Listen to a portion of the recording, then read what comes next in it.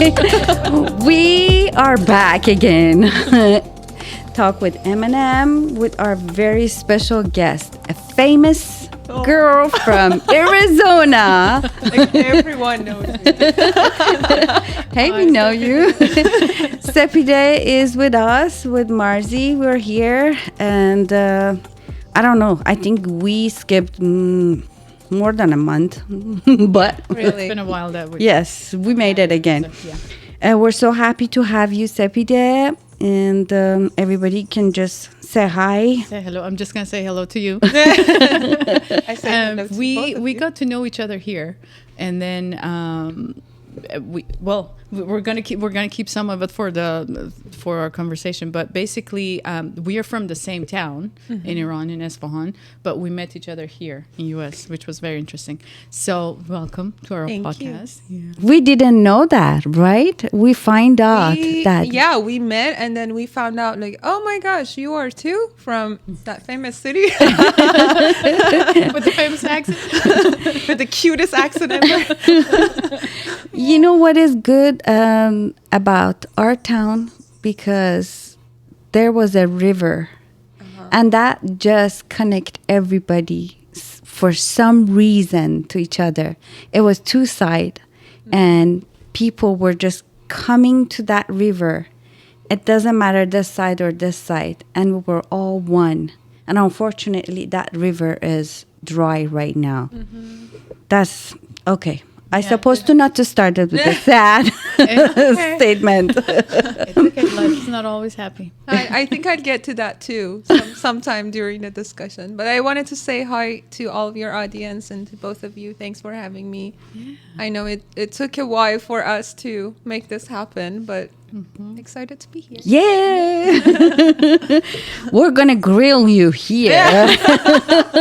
Like that hasn't happened so far. No, it's okay. I'm ready to be grilled. It is one of those hot summer days, amazingly. But You call this hot? yeah. Oh, okay. Tell us This is, about like, the hot. Perfect. This is perfect. Like we were driving here with our mutual friend Layla, and she was showing me the temperature in her car. Says, "Oh my gosh, this is actually cooler here. See, this is 79." I'm like, really? And then on my computer it says 111 in Arizona, like at this current Oh my moment. God. Wow. I think yesterday was I saw on the news that it was 117. It was a record breaking. Oh, yeah. Phoenix. Yeah. It's crazy. But yeah, for us this is too much. I mean, for the past 3 days it's been real. My mustache is always kind of You can tell when Marcy grows mustache. You can tell it's always a little misty. Oh gosh. Yeah, that's a big difference to live in Arizona and California, and we're complaining about almost 2 months of like the heat. Yeah. But tell us about yourself, Sepideh, where you are coming from. And we asked this question. That's the first question. How far you can go in your memories and remember yourself from that moment or from the first memory. Yeah. Well, so first of all, everyone can call me Sepi. I'm very used to it. Nobody calls me by my full name anymore. I'm from Isfahan. As we were talking, it's for your audience who don't know, it's kind of the central city in Iran. Very known and famous for the architecture side of it. It's a historical city. It's beautiful. Yes, that river, it would add up to the whole thing, but unfortunately, it's not in the same condition as it was before. I moved here about 13, well, actually not exactly 13 years ago. Lucky 13. Yeah. And I was born on a 13, and it was a Friday. Whoa. So if you ever wonder why I'm the way that I am. Actually, weather-wise, I think it was somehow similar to Phoenix, you know, like as far Kind as of. it's like dry, more on the hot side. And so it wasn't too much of a shock, talking temperature. But I think, you know, everything, just because everything is a little bit easier living, the lifestyle, everything is easier. You pretty much don't feel it as much. Like, I sometimes imagine, if this was the exact temperature back in Iran and you had to wear everything that you were supposed to wear, how would you even go with your life, just surviving that heat? But I know people do. I mean, even now, it gets close to that temperature, and I don't even know how. Like, I lived there for 23 years and I was doing it, but now imagining it, it's hard. I don't even know how people deal with that. But yeah, so I studied architecture. I finished my bachelor's in Iran, and then 3 days later, like, I literally defended my final project. Wow. And then 3 days later, I was at the airplane moving to United States with like one suitcase. I thought I'm going to go back. I told most of my friends and family, relatives, like, this is not, it's not going to be a long goodbye. I'll be back in a few months. And here we go, 13 years, and I never went back.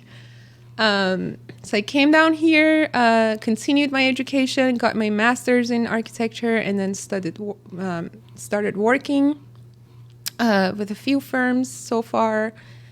And yeah, that's Good for you. Yeah. Look at you. In 13 years, she made it like so fast and furious. A good career and future. We're so proud of you. We're so happy for you. And it's like, you talk about the weather of our town, that how people can survive. Lately, right now, they're just saying that the temperature in some areas, especially in Middle Eastern, it goes above and beyond human body. Yes, they can't. The human body is not capable to handle that much of the heat, and this is very, very interesting. I know that we're talking about your life, but I want to go actually from backward, because you started with the architecture and your major. I remember in Iran, we had like the old houses. They were high ceiling with wood, and they were so cool in the hot summer. yeah. Right? Yeah, both of you. It's just both architecture ladies are sitting I here. would say, like,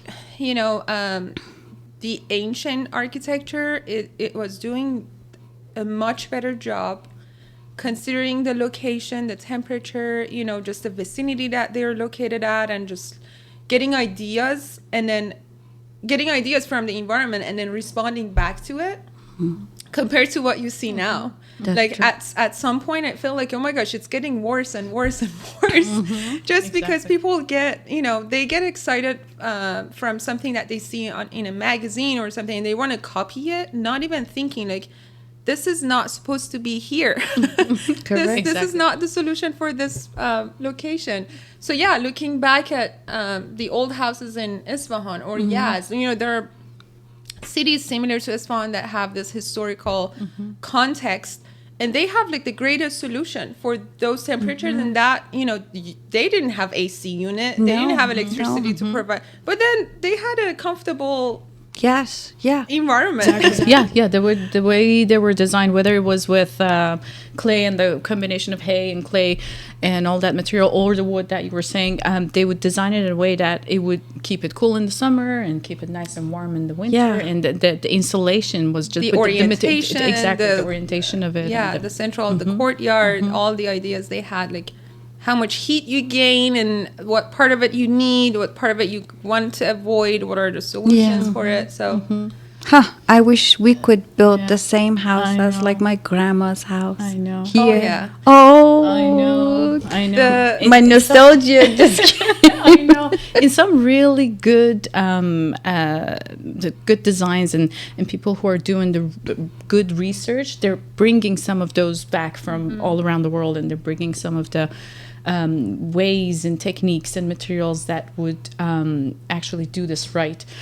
But it's still expensive. It's not available for everyone. It's kind of just coming back. But I'm kind of looking at all three of us and what we've all been interested in all our life, and I'm thinking about our city and how I kind of feel like Isfahan is like Italy of Iran, and because we were always exposed to art and architecture and all those colors, and everything was beautiful all around us. We're always, we have that in us. It's like Mariam's an artist, and you're an architect, and it kind of became kind of became a part of us, and wherever we went, we were always observing it, and we're kind of, sometimes it's funny because we're living in California, but everywhere I go, I try to compare it with Isfahan. And whenever for the moment, if something reminds me of that, it makes me happy because we're still looking for that. We're looking to find that beauty, and that's why I love Phoenix. It kind of reminds me of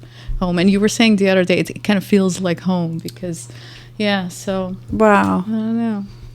Yeah. Talk. I just remembered that I forgot. Just you guys continue. We forgot to turn off the fan because it's really hot, but it's making a lot of noise. Good reminder. Go turn it off. You guys talk. Ask me questions. So tell us about. I wanted to know. So you already made that decision to come here and continue your education before you were done with your education back home, right? You already had everything all, because you said you left like 3 days after you were done. So you had you studied in Tucson, right? In my master's, at U of A. Okay. Yeah.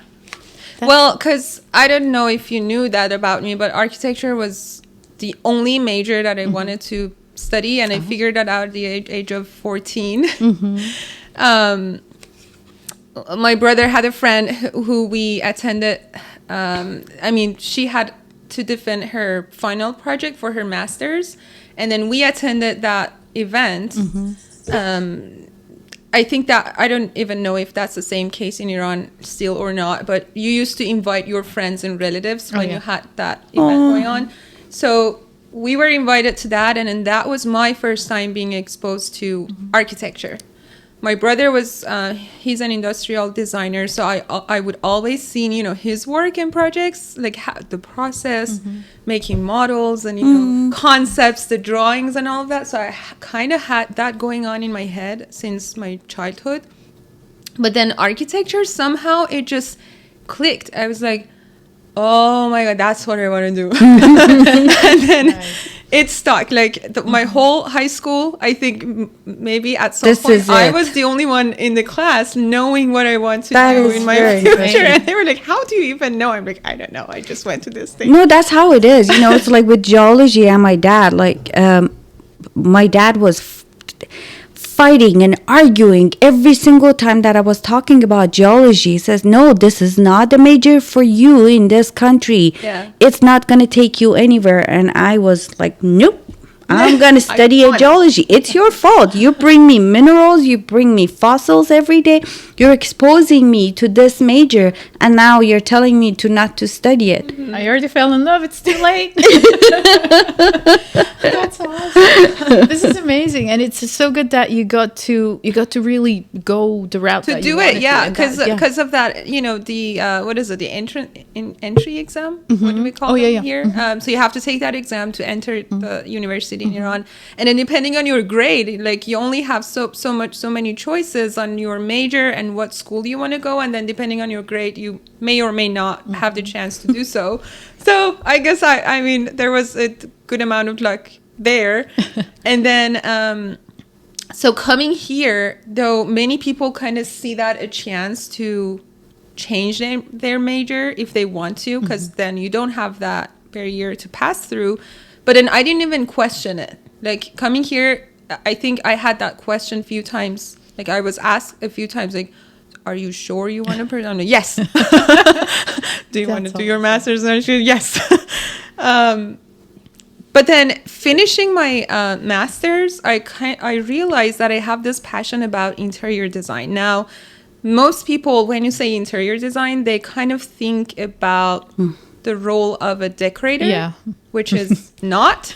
I want to put it out there. I recently came up with an example of, when you have your optometrist, you have your plastic surgeon, and then you have your makeup artist. That's a good example. So your makeup artist is your decorator. Uh-huh. I think the plastic surgeon is the interior designer who still knows about, the systems and how the muscles work. And I mean, a little mistake they make, it probably make everything, a mess. And then you have your architect who, it's not just inside, but also the whole, like, what we call core and shell and the exterior part of it too. So that passion about interior design, I didn't have the education for it, but then it was one of those moments like, this is what I want to do. I do not take no for an answer. So what should I do? That's awesome. I started searching for jobs, but I was kind of intimidated by, even as an intern, if I start working somewhere, they are expecting me to know, so much about, and I don't. So what should I do? So I started talking to this lady in Tucson who had just opened her business. She was an interior designer. I was like, hey, are you looking for an intern? And she looked at my portfolio and said, well, I do, but just because I'm new, I'm not paying my interns, but you're supposed to be paid. So instead of hiring you, I'm going to refer you to this art institute, who is now shut down in most places, I guess. It's shut down in Arizona. But then she said, you can actually start teaching to the interior design students, because we have some stuff in common, like the software, AutoCAD and stuff. Yeah. And then that way, find your way into that world. I was like, okay, if they take me. So then she talked to the dean and I got the job. So the first 2 years of my profession was teaching to That is awesome. to the students. And it's a long story. I think it's going to take its own hour to like how that went, and how I just got surprised by the courses that I had to teach. And then I was like, oh my God, I have to teach myself first and then go stay in front of the class. Wow. But then we passed through that. That's the best way to learn, though. I think so, but then I felt bad for the students. I mean, it was good for me, but I don't even know how they're doing today. As long as you stay just one step ahead of them, you're good to go. Yeah. Don't forget your chain of, talk, but I want to tell you that this is the best way to learn. I was a very bad student, especially in the math, because my brain was flying. And one of my friends, he asked me to teach his sister that she failed from math. Yeah. And I didn't say no. And I didn't know nothing. I'm learning the things that I supposed to learn myself for years. And then guess what? Yeah. Her grade was, she got like 20 in Iran. It's just the A grading plus, is A plus.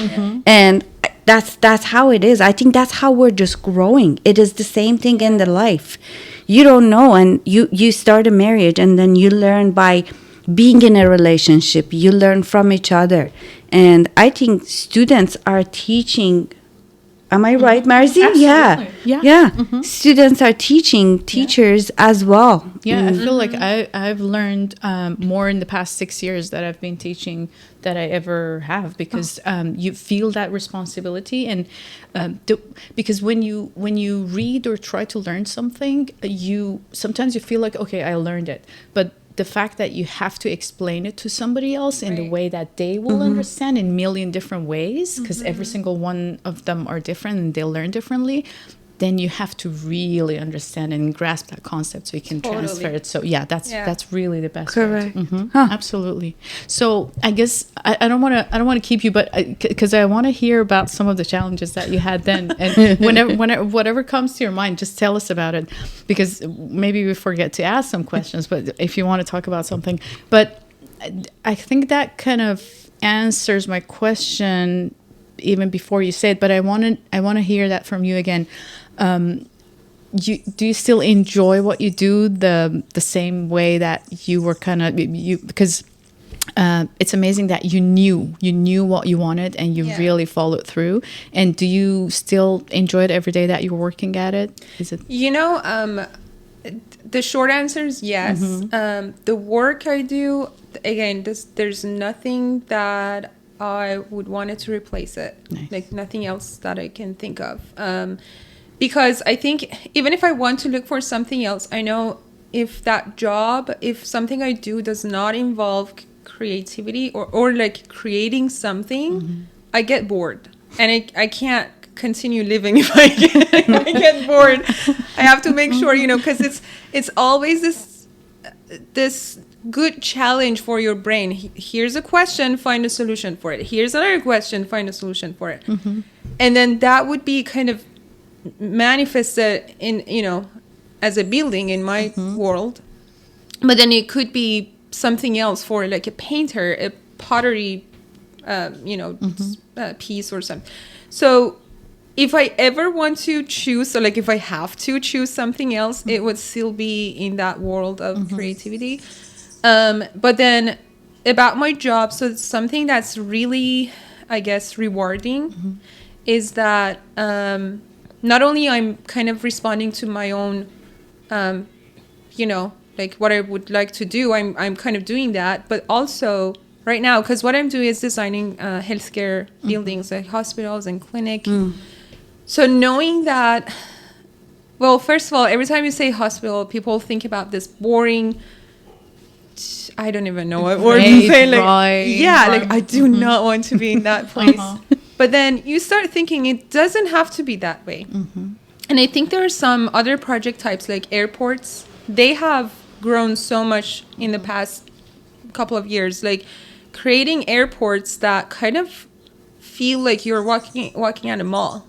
Like it does help with decreasing the amount of your stress, like walking through the concourse or having food there. It almost feels like you're at a mall and just having fun.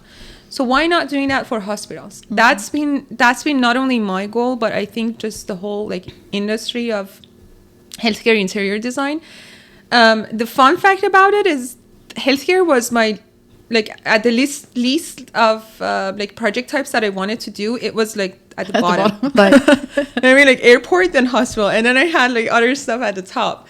But then when I was getting out of, at some point I decided, okay, enough. I'm kind of done with teaching. This is not, I mean, it was great, but it's not my dream job. So I'm going to start looking for a job at a firm. So I reached out to this firm in Phoenix. They have a couple of offices nationwide. And then they were looking for a healthcare interior designer. Like they had they had one team in Dallas and they had just started this branch in Phoenix. There were like, I guess 3 more people there at that time. And they were like, we are looking for a healthcare interior designer. So great timing. And I'm like, hey, just so you know, I do not have the education. I do not have the experience. And the boss that I had at that time, this is like the sentence he told me. And I think it kind of just got stuck in my mind. And I kind of took that and applied it to many other things in my life. Like, you can teach people this skill set, but you cannot teach them how to have the passion. So as long as you tell me you have the passion, I'm not worried about the knowledge, because you can always learn it. I'm like, okay, then there we go. So, but then I didn't have the choice to make like, no, I don't want to do healthcare. I want to do like hospitality. I had to start with, and then the hard part was, healthcare, just because of the environment that it has, there are a lot of requirements and codes and standards that you have to follow. So it's not like I'm going to just open my wings of creativity and do whatever. No, you're stuck at this like limited boundary, but then you have to find your way. So then that boring, sterile looking hospital looks a little bit more interesting. So that is amazing. Did you actually have to learn all the details of functionality and how it yeah. worked? Yeah, I went through this, I guess, boot camp, like a 6 months. Nice. Another boot camp after teaching, just like, and there were like things that now that I remember, I kind of laugh about it. Like people were talking about the finishes, like the materials, and because it was in English too, so there were like a few things that I had to pass through. Not only I don't know much about this material, but I don't even know what that means in English. Yes. And it is interior design. I studied architecture, so I had to learn all of it. But there were failures, there were a lot of questions, but that is what it is. I think I'm going to just give you this good news because you're going to be stuck with the architecture of Like- healthcare. Oh. Healthcare. Because now you're an expert. And then I hope that, I don't know, probably you're going to stay with this firm, but they're going to have you an asset because no one else, or maybe at least people, they're gonna have the knowledge that you have, and you grabbed it and Specialize in it, just you add it to yourself, to your knowledge, and that's how you become a great successful Oh, person. I hope No, so. seriously, because when you look at yourself, you're going back, you see how far you came and how many challenges you had to be at this point. And you know, it was like few days later, like it was like 2 days ago, I was watching a video that everybody's passing to each other. It's a lady with a lots of wrinkles and beautiful eyes. She's playing bass guitar and she plays so good, and she got a lot of hit, and it's like, oh, it's so interesting that this person with this age is playing guitar. That, you know, is just because she came along. And when she was young, probably a lot of people, they didn't see her the way that they look at her right now. It is very interesting for them to see a person that age playing guitar. Yeah. Maybe you don't see it right now, that how far you go, but 20 years from now on, it's, you will see, oh my God, what I have done. When you add the life experience to the expertise and education Oh, and for passion, then it really becomes something special. Yeah. Yeah. That was well, as a side note, fun fact side note. When I started this job, I was like, this was also something I told my boss at that time during the interview. I was like, not only I'm not educated, not only I didn't, work as an interior designer, but also I'm not the type of person who've been into these environments quite frequently. You know, like I don't get sick. Well, that time I don't get sick quite often. I haven't had like family members at a hospital. I don't even know how it goes. Like that's the entry, and then what happens afterward, I have no idea. That changed after a few years, but Technically, how long you've been working in this firm as a healthcare? So I changed the firm last year, but overall 8 years. Yeah. In this In expertise. this industry, yeah. That is amazing. Yeah. And you're still doing the healthcare. Right. Huh. Yeah. Yeah, because when you get specialized and zeroing all of your attention and focus on one thing, then it becomes amazing. I think it was last year or 2 years ago that you showed me the website with some of your work, and it's fascinating. It's beautiful. So yeah, I feel so proud. It's like such a young person. Yes. and have And so much to beautiful. build. Beautiful and lovely. And then and it's so funny when you think like we lived in the same city for so many years and we never ran into each other. And then, we found each other like all the way here. And I met you through Layla, our lovely friend. All our audience know Layla because we always talk about her. And we had her, and I think she was our first guest. Right? Yes, she was. Yeah. So she used to live in Arizona, and that's where you guys met. Right. And then we met you through her, and we've been actually trying to seduce her to come to California so we can so we can have another lovely friend close to us. All kinds of tips and tricks.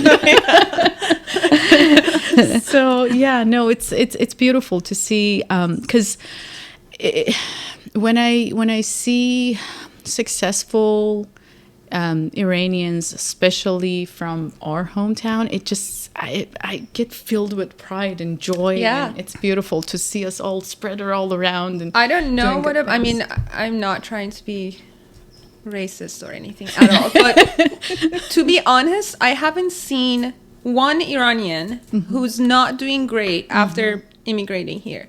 So either, something that Iranians have in their genes, or the opportunities here, or put them together, a mixture of both. We're ambitious. We're Yeah. ambitious, Yeah. and we're working so hard. And I think we're a good generation. We're a good category additions to America and Europe and Australia. Yeah. And, it's just wherever now, because of all of these migrations from our country started 45 years ago, and it's still continuing. It's going to get harder and harder, but most of our friends, they are all over the places. Right. Like, I have doctors in Canada, I have doctors friends in Australia, I have one of the best friend that I had, she's a famous urologist in Canada. But you're right, when you look at it, it's like they're all successful. And Because they don't take it for granted. Well, we don't take it for granted. And then, to me, I know if I had to stay, I never chose to do this immigration. It kind of just fell in front of me, and I said yes to. Yeah. But if I were to stay, there were so many no's that I had to hear. No's to simple things that you wanted to do.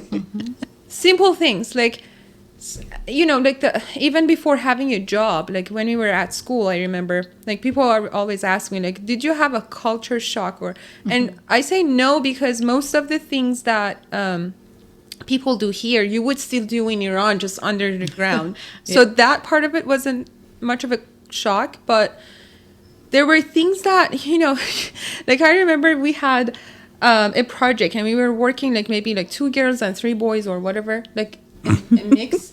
And then this guy who was the security guy at the university in Isfahan, he would start knocking on all of the doors, all the classes at 6 p.m. You are not allowed to stay at school. We were but we are just working on project. And he was no, you have to go home. I'm okay, do you want me to take this boy to my home and work on the project? Isn't it more safe to do it here? I can. My parents are okay, but are you okay? But then here, I started school, and then I was told, that is your desk. You can stay here 24/7 whenever you need to. I'm wait, it's my desk? Are you sure? And then people had they would bring their plants and their blanket and their heater, and that they would make a home out of it, because then that's going to be your 2 or 3 years for masters. That was my culture shock. Yeah.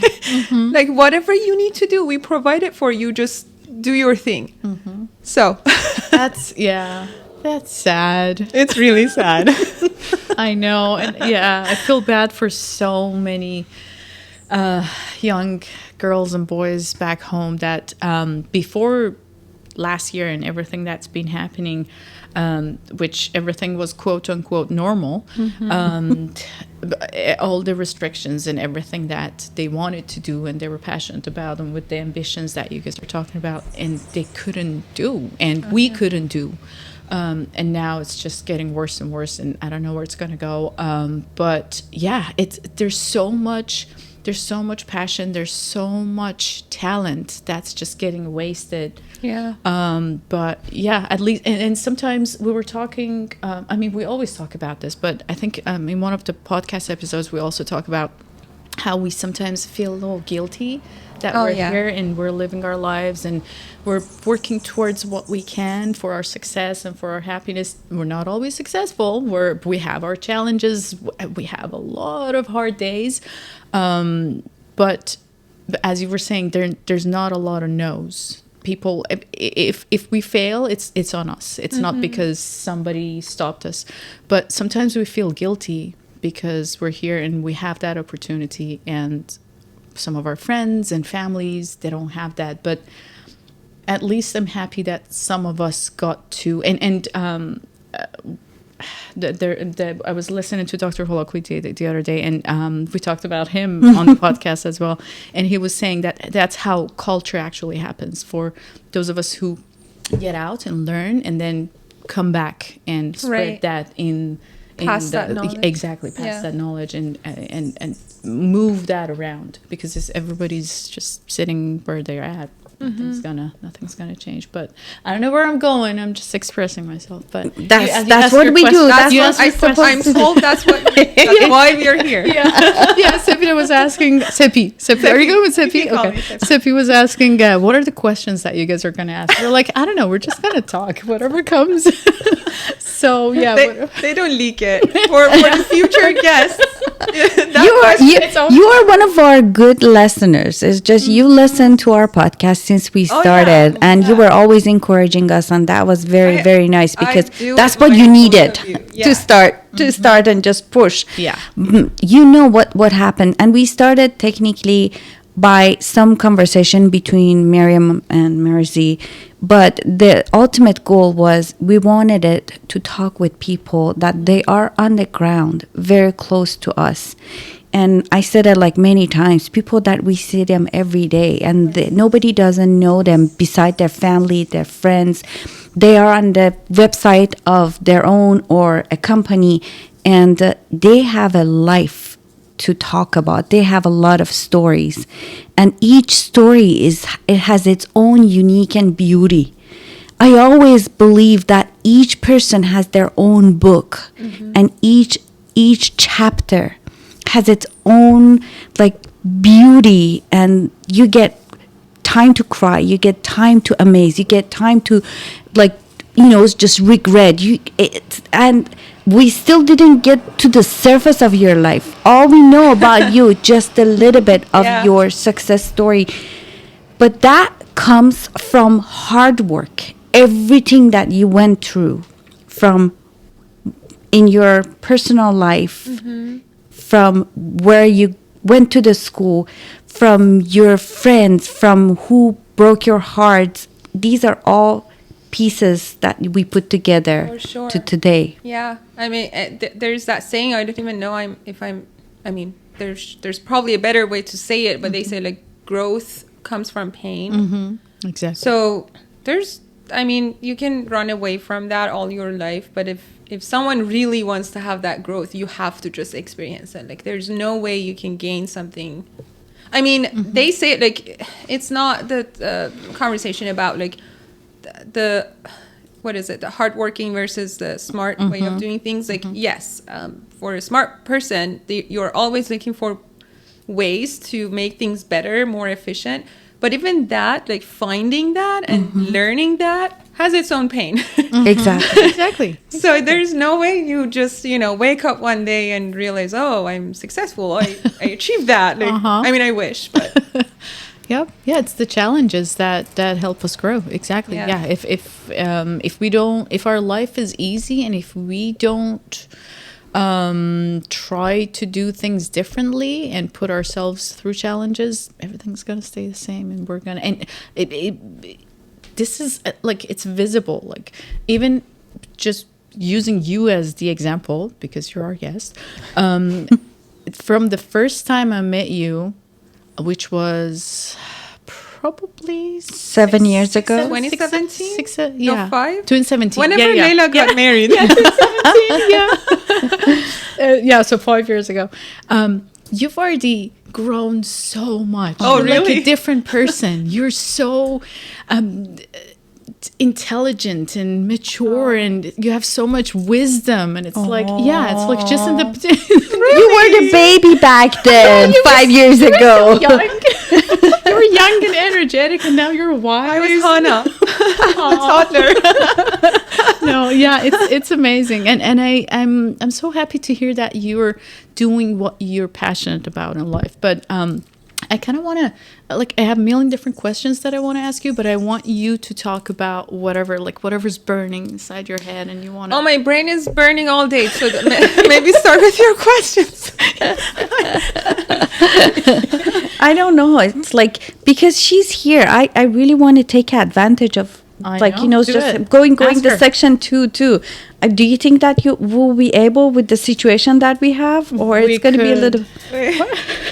Poor Layla. Yeah, okay. She took the Let me baby tell you a little outside. bit very side story. Our friend Layla, she's with her daughter, and they are trying to entertain the little ones, 2.5 years old, because if she be here, she's not gonna let us talk. That's why. But we're gonna force her to just stay a little bit more outside, and then later when she comes back, we're gonna give her watermelon, ice cream, her favorite. and yes. She knows about it. Yeah. She knows about watermelon. Let me just have like for 5 minutes to make it 45 minutes at least about the firm that you're working right now and actually healthcare. What are the most interesting things when you want to start design? Is it like the first thing that it comes to your mind is how the building should look, or how people should be like looking at it and feel like comfortable? Because it's so hard to what you wanted to do and what are the codes that you're just Right. telling What is the me thought that's- process? because I'm saying this one very fast. I love City of Hope. Maybe you know where is this one of those big villages of actually that they it's just for cancer and diabetic, and they built this project so beautiful and so welcoming.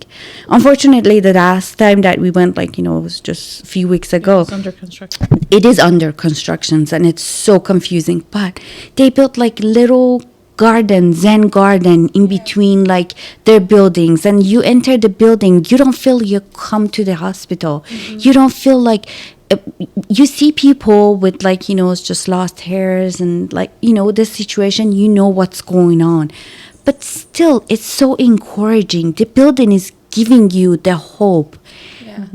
It has a positive energy. Yes, it does. And they have many different locations. This is the main campus, campus over on so. Duarte. Yeah. That makes me interested to walk it sometime, maybe after construction. But I mean, from what you're telling me, it's doing what it's supposed to do. That's exactly the purpose of like a successful healthcare interior. That's the goal of it, because these buildings are always going to be visited when you're most stressful, either for your health or one of your significant others. You never walk into a hospital for, I mean, even if, you know, for a mom to be, you know, you still have your stress, though it's for a good reason. But so back to your question, where it starts. So I always see it as a, you know, like you are given this piece of Play-Doh, and you're also given this list of requirements. And then they ask you to make it somehow to respond back to those items. For me, well, so there are multiple things that you have to juggle as a designer to get your outcome.